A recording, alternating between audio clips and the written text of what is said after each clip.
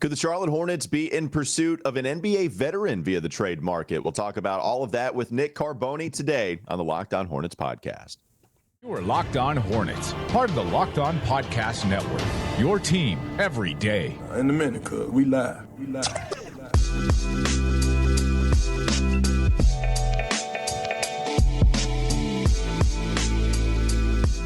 It's Locked On Hornets, part of the Locked On Podcast Network. It's your team every day. Thanks for making us your first listen, where you can get us anywhere on your podcast feed, whether it be Apple, Spotify, anywhere you get your pods, you can listen to us. That includes YouTube. I'm Walker Mail. You can find me on WFNZ, wherever you also can listen to 92.7 FM. You can also listen to it on the WFNZ app, 12 to 3, Weston Walker. That's Doug Branson. Catch his work on everyhornetsboxscore.com. And that's Nick Carboni. Follow him on Twitter at Nick Carboni, WCNC.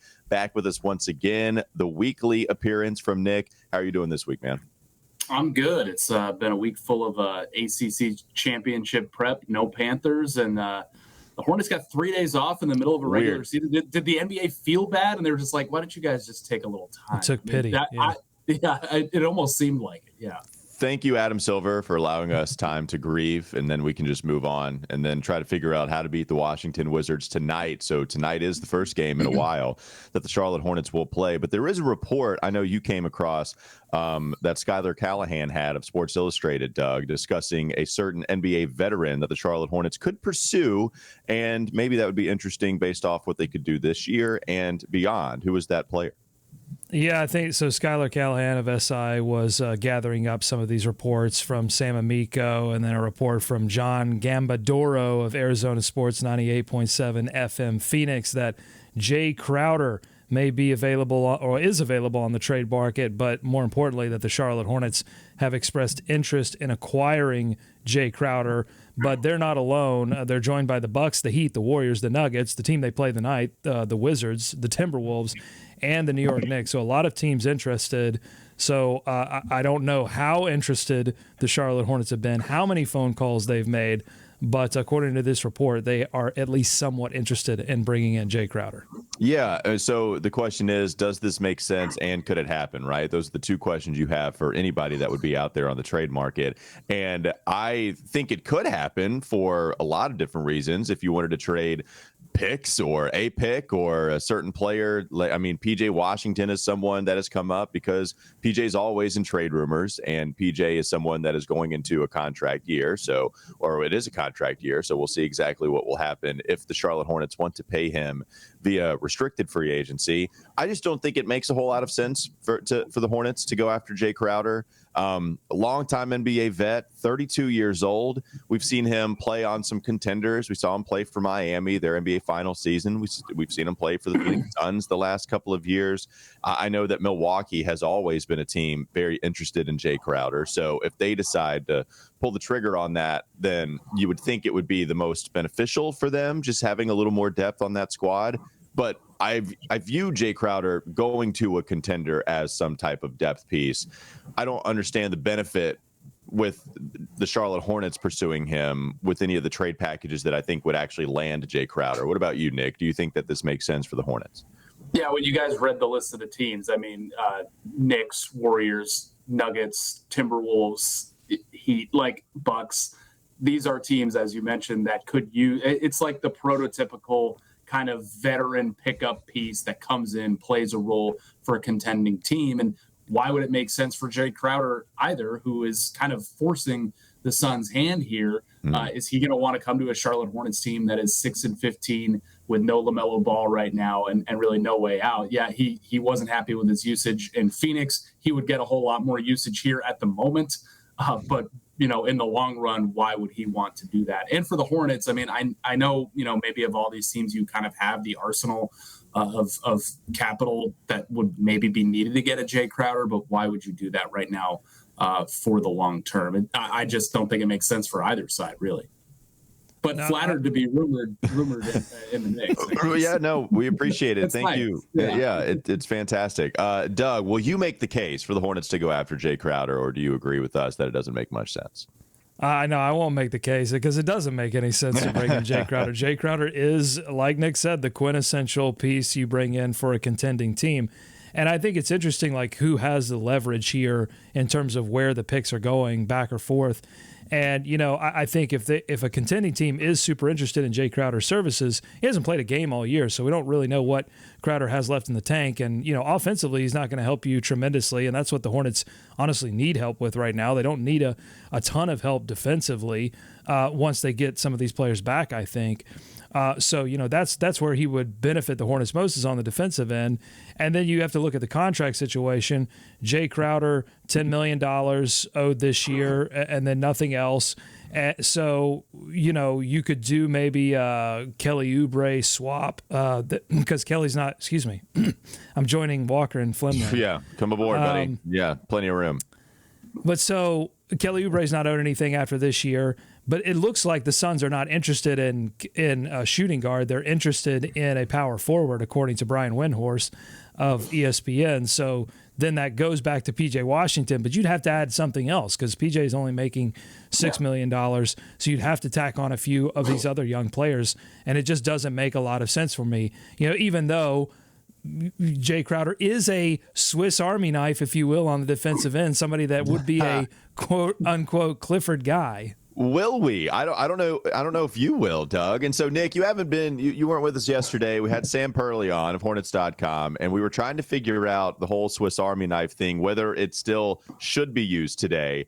And then we put it to the listeners. They came up with a couple of things. Can you pull up the YouTube comments, Doug? I feel like we had some people write in their suggestion on what should overtake the Swiss Army knife to discuss versatility. One, Nick, we'll ask you, do you even have a Swiss Army knife to this day? And if so, do you know where it is? When's the last? Do you own one presently? Number one. Two, when is the... You do? No, I do not. You do not. Okay, when is the last time you owned one? Have you ever owned one? Yeah, I'm sure I got one as a kid from, like, you know, a grandparent who that seems to come to mind. Like, yeah, he's 12-year-old boy. Like, this is what we give him, you know, something with a You're a man now. And scissors and put a knife in his hand so that like, he can whittle. I only think I would use, like, say 20% of a Swiss Army knife. I mean, if there's some scissors and a bottle opener, but I have those two things, you know, in the kitchen. The one's over here and one's over there. So I don't see the need. And what is the Swiss Army, you know, what have they done? You know, that's my next question. Oh, yeah. Wow. What's the Swiss Army done in the last 100 years? Yeah. I'm a history buff. I don't remember. I can't recall anything. Are you disrespecting the military version of cutlery? Is that what you're doing right now? How many championships does the Swiss Army have? Huh? How many rings does the Swiss Army have? Answer zero. When I was a kid, the scissors were pretty dope because you would fold it open and then the scissors would just blossom like a newborn flower. I thought that was kind of cool. And then you could cut that. I really liked the scissors as part of the Swiss Army knife. What were some of the suggestions to replace the Swiss Army knife analogy here, Doug, on our YouTube comment section? So, yeah, I mean, I think, you know, the one that makes a lot of sense but wouldn't make for a great nickname is the cell phone. I mean, our iPhones, our Android phones, they do a ton of things, very versatile, but it wouldn't make a great nickname. I think that's the trick Jalen here. iPhone McDaniels. Right. The trick here is to find something that everyone would generally understand as a versatile item that is super useful, that would also make a good nickname. Someone said the trusty hammer. I like those words together, the trusty hammer. Right. Yeah. The bagel-sized toaster. The duct tape. Specific. Nick, you stole mine. Yes. Yes, Nick. Someone else texted me. Someone else texted me toaster oven, and yes, that was going to be my suggestion as well. I think the new nickname, instead of Swiss Army knife, we should start calling these players that are extremely versatile, can do it all. The thing that does it all in the kitchen right now, the air fryer. My goodness. Oh, I mean, Nick, great suggestion. Hey, my bad. I mean, you're a genius, Nick. No, Nick, I was going to say that. Nick Carboni with the awesome analogy of air fryer. This is No unbelievable. one else came up with it. Coming up next on the Locked On Hornets podcast. I'm going to tweet it right now. Don't go to sleep on the Hornets just yet. Follow Nick Carboni on Twitter at NickWCNC for his air fryer suggestion that he solely came up with. It was really impressive. Why does everyone keep stealing things from me? Also, a big shout to Eric Collins for taking Sky Miles and being the first to think of that as well. All right, coming up next, we're going to talk about what we learned this week, despite there being a lot of rest days for the Charlotte Hornets. Okay, he can have that one. This episode is brought to you by BetOnline.net. It's your number one source for sports betting info, stats, news, and analysis. You can get the latest odds and trends for every professional and amateur league out there, from football to basketball, soccer, esports. They've got it all on BetOnline.net. If you love sports podcasts, you can find those on BetOnline as well. They're always the fastest and the easiest way to get your betting fix. You can head to the website today or use your mobile device to learn more. BetOnline, where the game starts. Nick makes more awesome analogies coming up next. Locked On Hornets. Is Locked On Hornets. Well, I'll tell you one thing. Hornet, bees, I don't care. You're getting the can. Get away from me, buddy. Not bees, though. Save the bees, Doug. For the Hornets, actually, I don't want a live hornet in my house. Honeybees? For a bee, I'll cut through. Because I won't do you. If you're a carpenter bee, if you're not a threat, talk about, here we go. Go back to our conversation in a second. The Carpenters. The carpenter bee has become such a low threat that I don't care about it anymore. When I'm walking by, a bumblebee, I'm not worried about a bumblebee. So I'm just going to ignore it. But you talking a honeybee, small, will sting you, will die to sting. They'll die. They will literally kill themselves in order to sting you. That's how passionate they are. So they're getting the can. There's something here. It's time for more of the Locked On Hornets podcast.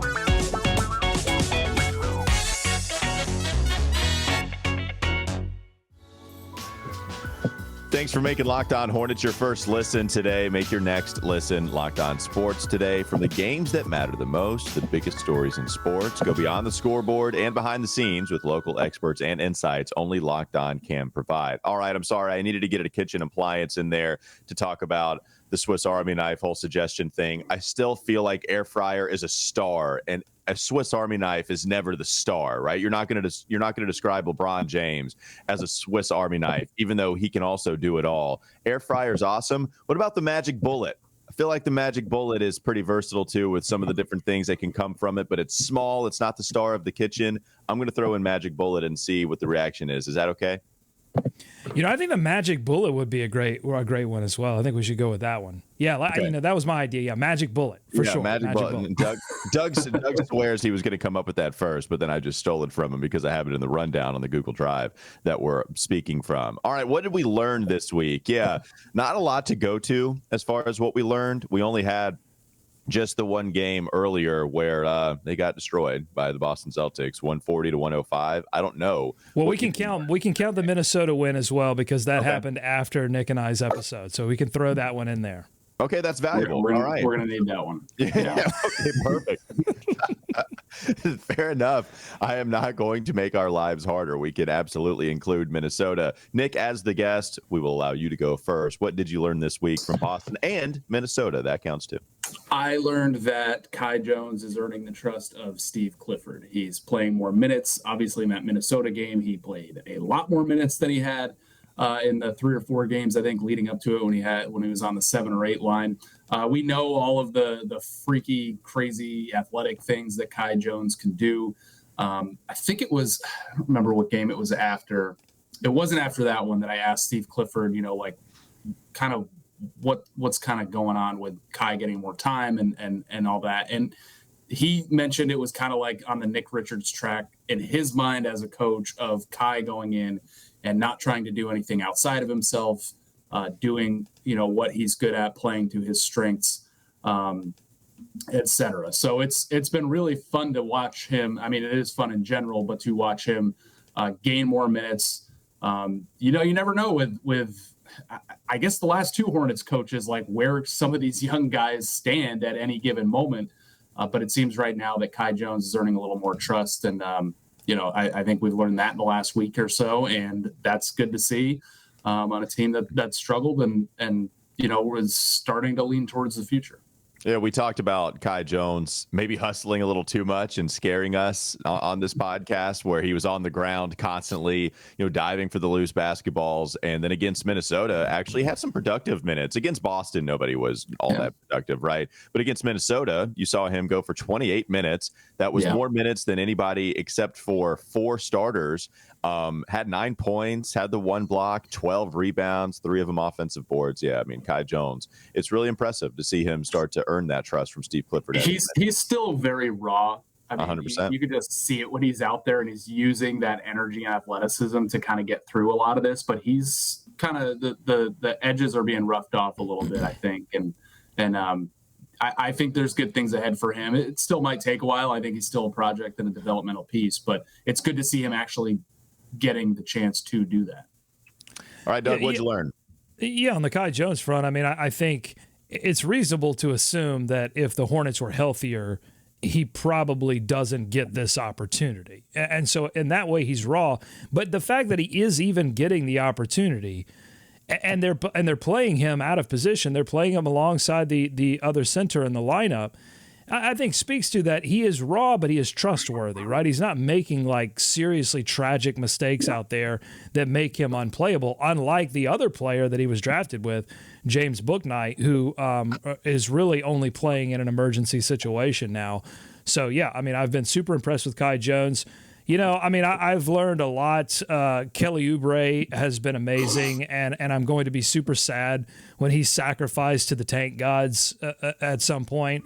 I hope they hold on to Teo Maledon, who really, I think we overlooked how well he filled in for Teo Rozier because of the blowout. It wasn't Teo's fault. He came in and did a really good job, I thought. He's not going to be like a player that comes in and fully replaces Terry Rozier at max Terry Rozier, but I thought he did a good job of generally managing that game, and so I really hope they find a place for Teo. Those are a couple of things I learned. Also, outside of the Hornets, I think we learned that Mark Williams is probably too good offensively to be playing in the G League. I pulled up his G League stats for the past 2 games. Career high. Yeah, I mean, in one, he was 16 of 23 from the field. That's 70% for those who are counting. 37 points, 11 rebounds. And then in the game before that, he was 12 of 19 from the field, 63%, 26 points, 12 rebounds, 2 assists, 2 steals, and a block. So, he's got some defensive issues to work out. And he's not shooting threes in the G League, which is interesting because that seems to be something that Steve Clifford always brings up. He's not letting them go. It's only interesting because of what Steve Clifford is saying. It is not interesting because of what we know his game to be. It's exactly what he should be doing. Yet Steve says he's going to have to shoot threes, which then in turn scares you because it's like this guy hasn't shot threes. Almost never have we ever seen that. Yeah. So that's how he sees the floor. But okay, no, he'll just get 36 points elsewhere. Outside Nick, are you ready to see? But here's the question that I have, and I think a lot of Hornets fans, I don't even know if they have a question. This is more of a statement from Hornets fans. They're ready to see more Mark Williams. They're ready to see less Mason Plumlee. They're ready to see more Kai Jones, more Nick Richards, and more Mark Williams. Do you think that's a fair sentiment from Hornets fans, based on where the Hornets stand as an organization right now, record-wise? Is it fair that the team fan base wants to see its first round pick? Absolutely. I mean, that's the guy that's 7'1". Yeah, absolutely. It's fair. And I just think the franchise didn't expect itself to be in this position right now where LaMelo Ball has only played 3 games and they're well below 500 and cruising towards, tank territory. I guess where's the franchise see its own tipping point? Sometimes they're the last ones to kind of admit it. And I'm not sure I'm not sure exactly what that tipping point is either, but certainly, yeah, they want to see him. But, Hornets fans are going to have to understand that there's going to be a lot that comes with putting Mark Williams out there. And you kind of mentioned some of it right there. Right around the rim on both ends, you like what you probably see. But it's kind of in the other areas, especially defensively, at the same exact time where he might be a little bit of a liability. Mason Plumlee and even Nick Richards. I mean, these aren't all-stars. These aren't all NBA guys or even close, but, they're a little more sound on both ends of the floor than Mark Williams is going to be when he first steps out there, but at some point you've got to do it. I guess just to me, going back to my original comment, is where does this franchise see its tipping point? When is that for the team? All right, let's put a stop to it there. I have a couple things about what I learned, and I wanted to continue the Mark Williams conversation. So coming up next on the Locked On Hornets podcast. Don't go to sleep on the Hornets just yet. I, like Doug Branson, have something very similar to what I learned this week. Plus, I do have a leftover or reheatable take. You're going to decide about Mark Williams. I want to get to that in just a moment on the Locked On Hornets podcast. All right, I'll get to the thing that I learned real quickly, and then I want to continue the Mark Williams conversation. I was going to go with Teo Maledon, too, and I realized that despite all of the backcourt injuries, and even with Dennis Smith Jr. being out, who we also didn't know was going to contribute this season at the beginning of the year, Teo Maledon allows you to tread water and feel pretty good about it. You know, he's not going to go out there and give you double-digit scoring every single night. It was not a good shooting performance from Teo against the Boston Celtics. Again, everybody struggled, but I believe he had 8 assists in that game against, if you look at what Teo did in that one, he was a starter, which was pretty crazy, played more minutes than everybody in that game against Boston, did accumulate 8 assists, did have 3 steals, 5 turnovers, not great, but that's something that I think is real valuable too, because he does fit the timeline for the Charlotte Hornets going forward. You might have just picked up some type of reclamation project that would be synonymous with what you bring over in some kind of tank job, right? Like you just were able to get him off the scrap heap because Houston didn't want to pay the money in that trade that they had with the Oklahoma City Thunder when they were transitioning guys back and forth. So he's out there to be had. Charlotte takes him on a 2-way deal immediately. And when we talk about the type of tanking, there are different ways, right? You can just go after only picks, or you can do the Brooklyn thing where you couldn't tank too much because you didn't have any of your first round picks. They were all going to Boston in that KG Paul Pierce trade. But they were able to land a Karis LeVert, get some of these later first-round picks. They were able to land Jarrett Allen. They were able to land some of these other guys that you were able to turn around, like a D'Angelo Russell. Teo, not a high draft pick, but a younger player. And you didn't tank, clearly, by getting Teo. He's a free agent. But I do think you can make that kind of comparison where, okay, you brought in a reclamation project, and he's really starting to blossom here with the Charlotte Hornets. So I really like what he's been able to do, and that's what I learned this week about him being in a Charlotte Hornet uniform. Yeah, and I think going along with that, the other thing we learned is that Terry Rozier at the point guard position is not working and will not work. I mean, the best minutes from Terry in that game against Minnesota when they picked up that surprising win was when Terry and Teo were sharing the floor together. Now, it makes sense right now when you don't have LaMelo and DSJ, that you need Terry to step in and play some more point guard minutes. Luckily, they haven't had to. It seemed like at the beginning of the season, before they knew what they had in Teo and DSJ, that Terry was going to be doing that even more so. But then they learned that they had something there. So, but then the injuries followed that. But Terry at the point guard position is not working. It's taking him out of his shooting rhythm. The lineups where Terry is the point guard in that starting lineup with Kelly Oubre, Gordon Hayward, PJ Washington, and Mason Plumlee, that is like, seriously, this is not hyperbole. It is one of the bottom 5 lineups in the entire association, when you look at like major minute starting lineups. So it's just not working. They desperately need some of this point guard depth back so that they can get Scary Terry back in the lineup. Yeah, Terry Rozier, I thought he was doing a pretty good job making that transition at the beginning of the season, and it's just not working right now for the Charlotte Hornets. Well, overall. It shouldn't work. That's not his game. Like he shouldn't be in that position. And I think, again, when DSJ comes back or LaMelo comes back, depending on who's closer at this point, they really have to find ways to not give big minutes to Terry Rozier at the point guard position, because I think there have been points this season where Steve Clifford has had the choice to either shake up the starting lineup and bench somebody that it may be uncomfortable to bench, like Kelly Oubre or Gordon Hayward, and he's opted to keep those players in the starting lineup at the expense of playing Terry at the point guard position, and I think it's hurt the team in certain games this season. Okay. let's go to Mark Williams and this leftover idea. So at WFNZ, I came up with a segment because I got chastised for eating Thanksgiving leftovers on a Tuesday after Thanksgiving. Still, like people said that was way too long. What is that too long to eat Thanksgiving leftovers the Tuesday after Thanksgiving? If they're in your fridge, I mean, and they're not expired, go for it. I was about to say, I have a piece of apple pie in the freezer. I'm right there. Great, fantastic. Maybe it's a little late now on the Friday afterwards, but Tuesday I thought I was still in the clear, so I kept going after it. Anyways, so with these takes, right? I wanted to have one at the beginning of the season where we could either put it back in the fridge, it'd still be good to go later on, or we have to throw it out. And I think a beginning of the season take was Mark Williams will contribute in the rotation as a Charlotte Hornet this season. Has not started, has not played a lot. In fact, he's played 12 minutes in the NBA so far. So not so much run for Mark Williams in the early going for the Charlotte Hornets.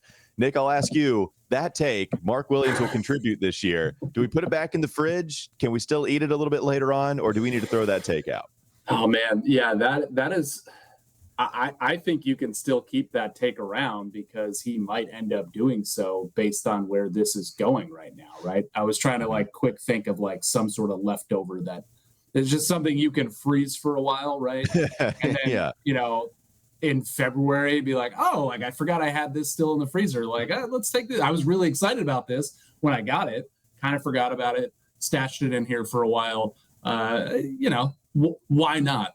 Right. Throw it in the air fryer and then eat it. So, yeah, I think I think there's still a chance for that to happen, just maybe not in the way that you envisioned when you first uttered the take. I mean, I really did think that we have a shot at Mark Williams playing more so. And part of that is Nick Richards playing so well at the beginning of the season, too. Doug, what say you? Do we need to throw that take out, or do you think that we can put it back in the fridge and save it for later?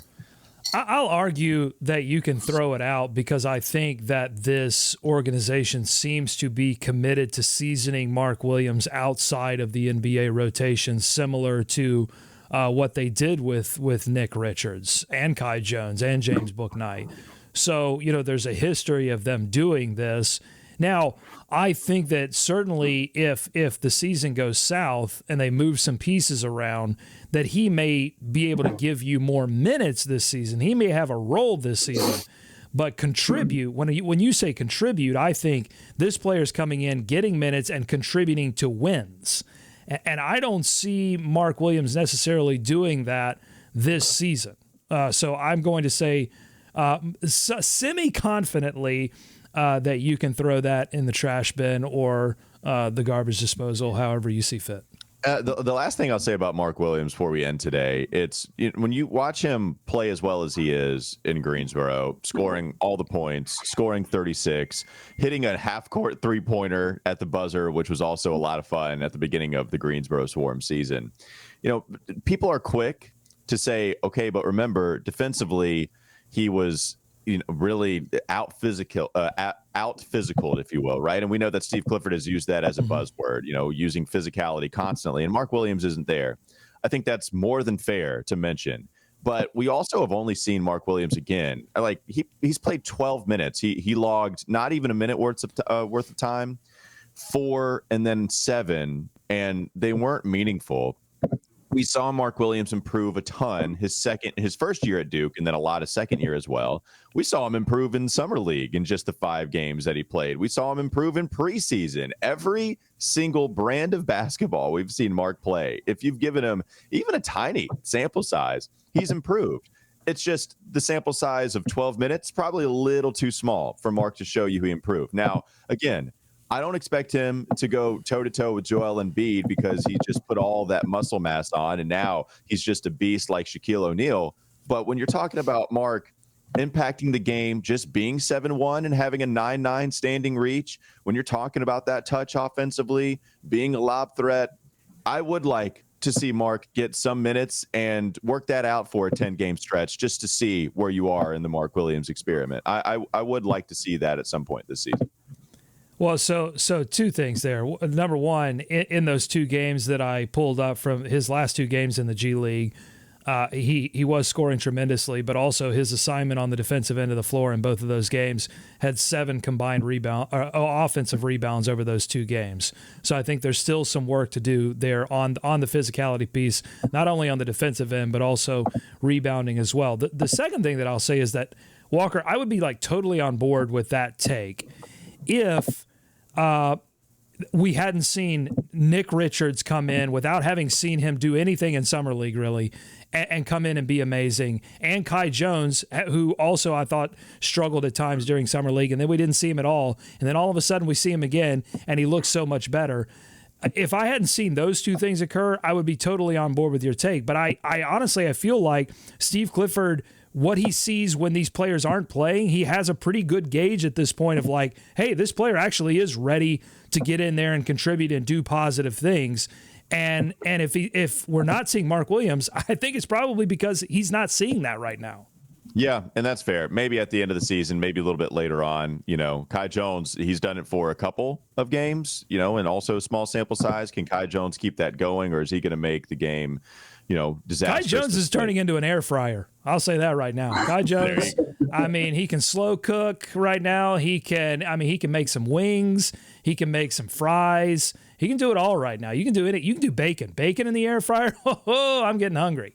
All right, there's Kai Jones analysis from one Doug Branson, but he straight up stole the analogy that our guest Nick Carboni came up with at the beginning of the show. I'm sorry. Next time he won't steal it, Nick.